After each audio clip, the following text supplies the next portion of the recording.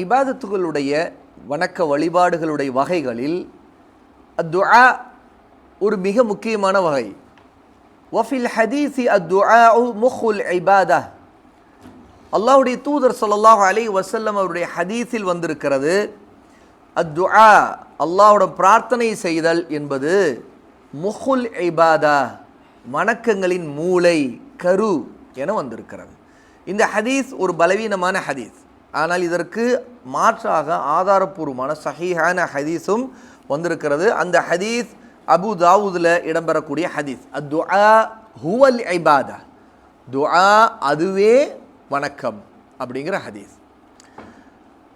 வதலீலு கௌலுஹு தஆலா, அல்லாஹ்வுடைய சொல்லில் இருக்கின்ற ஆதாரம். அல்லாஹ் கூறுகிறான், وَقَالَ رَبُّكُمُ ادْعُونِي أَسْتَجِبُ لَكُمْ إِنَّ الَّذِينَ يَسْتَكْبِرُونَ عَنْ عِبَادَتِي سَيَدْخُلُونَ جَهَنَّمَ دَاخِرِينَ.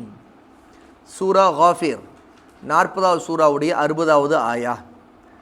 வகால ரப்புக்கும், உங்கள் இறைவன், உங்கள் இரட்சகன், உங்களுடைய ரப்பு சொல்லுகிறான், உதுஊனி அஸ்தஜிபு லக்கும், நீங்கள் என்னிடம் பிரார்த்தனை செய்யுங்கள், என்னிடம் கேளுங்கள், நான் உங்களுக்கு பிரார்த்தனைக்கு பதிலளிப்பேன், ஏற்றுக்கொள்கிறேன்.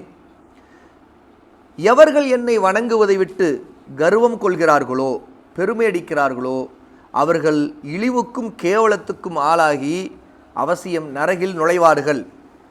அப்போ அல்லாஹ் தஆலா இந்த வசனத்தின் மூலமாக துஆ ஒரு இபாதா, ஒரு வணக்கம் என்பதை தெளிவாக நிரூபிட்டான். ஏன்னா என்னிடம் கேளுங்கள், நான் உங்களுக்கு பதிலளிப்பேன் என்று சொல்லிட்டு, எவர்கள் என்னை வணங்குவதை விட்டு பெருமை அடிக்கிறார்களோ, அதாவது என்னிடம் கேட்பதை விட்டு பெருமை அடிக்கிறார்களோ, அப்போது அல்லாஹ்விடம் கேட்கிறது ஒரு இபாதா. அதனால தான் அது என்னை வணங்குவதை விட்டுன்னு அடுத்து அல்லாஹ் குறிப்பிட்டு காட்டுகிறான். அப்போது இந்த ஆதாரங்களை ஷேகுல் இஸ்லாம் முஹம்மது அப்துல் வஹாப் ரஹிமஹுல்லா துஆங்கிறது ஒரு இபாதா, ஒரு வணக்கம் என்று மிக தெளிவாக இங்கே நிறுவுகிறாங்க.